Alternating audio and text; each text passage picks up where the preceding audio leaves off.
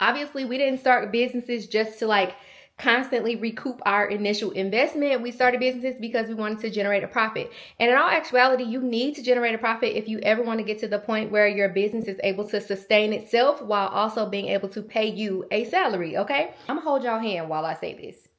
It makes no sense for you to invest money into your business without clarifying how much money you want back. It makes no sense putting money into your business and not clarifying how soon you want or need that money back. It also does not make much sense to work a job just so that you can, pay your expenses, but then put money into the business and then not have any standard for how much money you want back or when you need that money back or when you want that money back. And then you just keep doing it over and over again. Y'all need goals. Please, I am begging you, start setting goals. And if you need help, that's what I'm here for. Let's talk about it. So there are a variety of different types of goals that every business owner should set. We're going to start with the basic ones. Obviously, you need a sales goal because we started businesses to make sales. But having a sales goal does not mean you just need a revenue goal. So, most people have a revenue goal. A lot of them do not. But outside of that, you need to set goals for how many orders you want to receive, how many units you want to sell, what you want your average order value to be, and even things like what do you want your customer lifetime value to be. All of those things are money based. So you can set a random baseless revenue goal. Like you could say, I want to make $100,000 in a year. You could say you want to make 50,000, a million, whatever. But you have to break those revenue goals down into more minute details, and that's where your average order value comes into play. You want to clarify how much money on average do you want to collect per transaction to help you to make that money. Because for example, if your average order value is, let's say, $20 and you're trying to make $100,000, well, that's going to be a lot of orders to be able to make that $100,000. But if you set the goal to have an average order value of, let's say, $75, it's not nearly as many orders, right? And then we have units sold and number of orders. So once you've clarified how many or what you want your average order values to be, then you can start thinking about your number of orders. Basically, the amount of money that you want to make divided by your desired average order value is going to tell you the number of orders that you need to potentially meet your goal.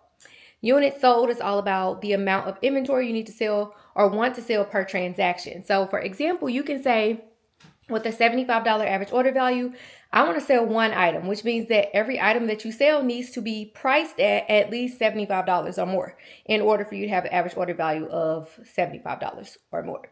But if you say that, you want it to be 2 items per transaction, then you can break that desired $75 average order value down across 2 items in a transaction instead of 1. Hopefully you see where I'm going with this.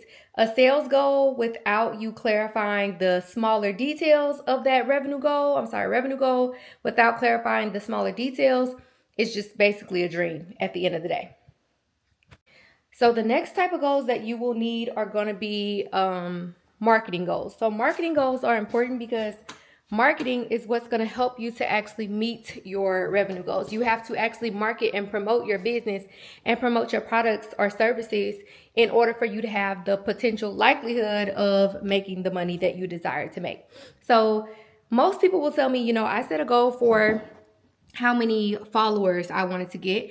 And while followers are cool because, we're on social media and things of that nature, there is very little about the number of followers that you gain that's going to dictate how much money you can make online. So what you want to be setting is goals for how much traffic you want to receive to your store. You want to set goals around email list growth, text list growth, things of that nature. Those are the types of marketing goals that you'll want to set because they are going to be tied to like website activity, where the transaction actually occurs. Again, going back to social media, you don't want to make just social media goals because content can travel far and wide, but just because somebody sees a post or a reel that they like and they find, engaging or entertaining, that doesn't mean that they want to buy your product. But when someone goes to your website and they sign up for your email list and they, get a coupon code or they add something to their cart, that is showing purchase intent. So one other thing I forgot to mention is paid advertising. If you're running ads, you also want to clarify what you want your return on investment to be from running those ads. Now, granted, we can't control whether or not we get the result that we desire.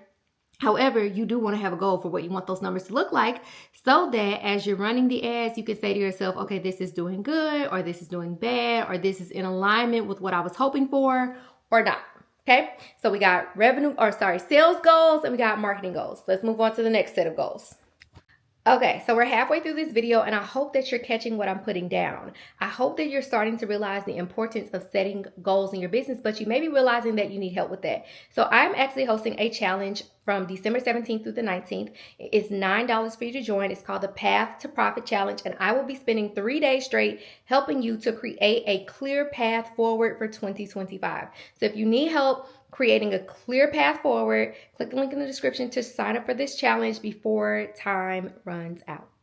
So the next type of goals you'll want to set are inventory goals. Now, I won't go too deeply here, but a couple of things you'll want to set goals around are going to be like your sell-through rate, for example. So every business has a sell-through rate. Your sell-through rate is basically the percentage of inventory that you sold through in a window of time. So it could be for a month, for a year, for a quarter, so on and so forth.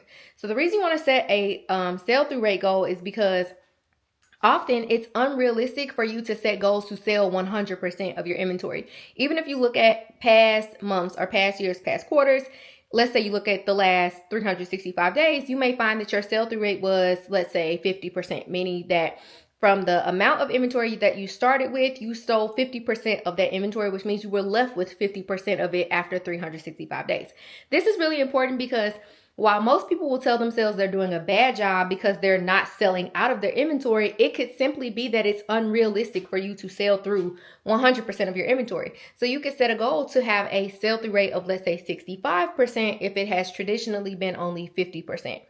Another thing that I think is so important for people to set goals around is selling their old inventory. So outside of you having like a sell-through rate percentage that you're trying to hit, most people that I talk to have a lot of unsold old inventory collecting dust.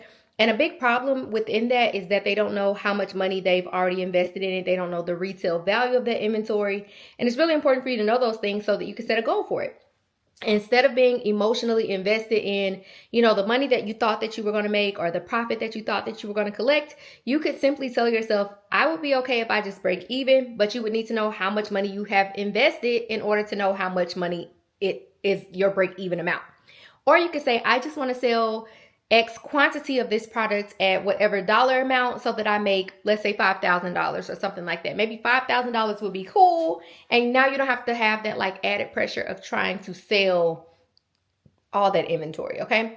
So there's a lot more we can go into and talk about when it comes to inventory, but I'm going to leave it there. Those are two simple things that you could set goals around. Next is going to be customer goals. So 2 things here. You want to set goals for customer acquisition and customer retention. So if you look at your reports, if you did not know, you have reports. Every website platform has reports. Shopify has the most in-depth reports though. So if you look at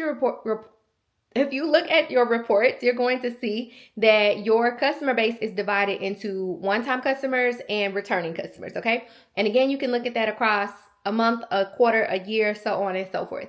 So you can set goals for this. What do I want my return customer rate to be every month? Or what do I want it to be at the end of the year? How many new customers would I like to gain every month, every quarter, every year, so on and so forth? And do the math. Going back to the very first set of goals, our revenue and our sales goals, you can say to yourself, okay, I think that a first-time customer, we could get them to spend $40, but I'm really confident that as a returning customer, we can get them to spend 75 plus.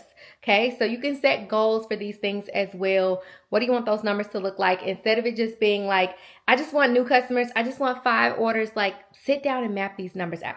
Let's go to the next level of goals. All right, so we got 2 more. So the next one is going to be profitability goals. Obviously, we didn't start businesses just to constantly recoup our initial investment. We started businesses because we wanted to generate a profit. And in all actuality, you need to generate a profit if you ever want to get to the point where your business is able to sustain itself while also being able to pay you a salary, okay? So setting profitability goals may look like decreasing your expenses. That may be the goal. But that means that you need to know what your expenses are and how they are contributing to or taking from your revenue, because you have to pay your expenses from your business revenue. So for example, let's say that you're going throughout the year and you're making more money in sales, but you're not having very much in profit. If you notice that Shopify says one number, but your bank account still feels very empty, that means that you're likely spending too much money. So expenses may look like apps and subscriptions and software. It could be paid ads. It could be the amount of photo shoots you're doing, how much you're paying your models, the inventory, so on and so forth. Looking at your expenses is really important, especially like year over year. If not, obviously quarter over quarter. And if you have an accountant, you're looking at those things month over month.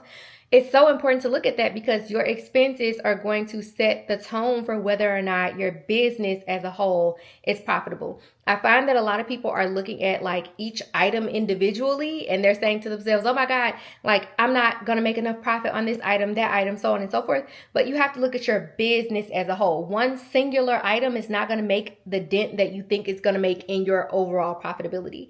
So it's so important to set goals for what you want your expenses to look like, as well as what you want your profitability levels to be as well in a business. Now, let's move on to the last set of goals.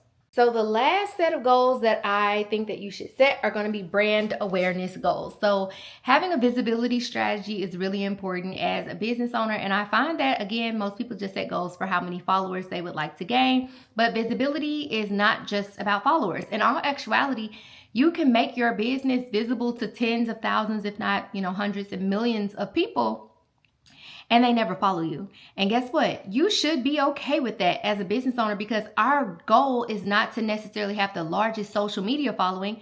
You should have the goals of having the biggest email list, biggest text list, things like that, because those are revenue generating marketing channels. Those are marketing channels that can significantly impact your revenue opportunities. So when you're thinking about creating brand awareness or setting goals for that, it could be that you're saying, I want to reach 100,000 new eyes in a quarter or in a year or whatever the case may be. And so with that, you're setting goals for how you want to accomplish that. So you may say, I have the goal of running ads the first 90 days of the year to see how many people we can reach. Or you might say, I have the goal of working with influencers every single month of the year because I know that working with influencers is going to help me to increase the reach of my brand.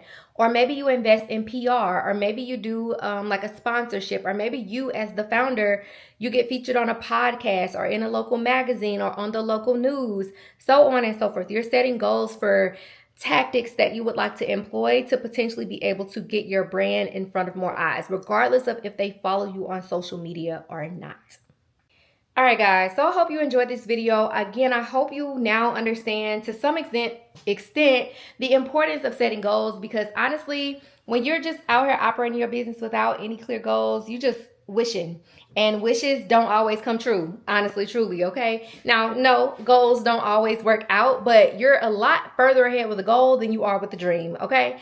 So I hope that this video was insightful for you. If you need any support, if you need any help, click the link in the description. There's a bunch of things down there that you could take advantage of.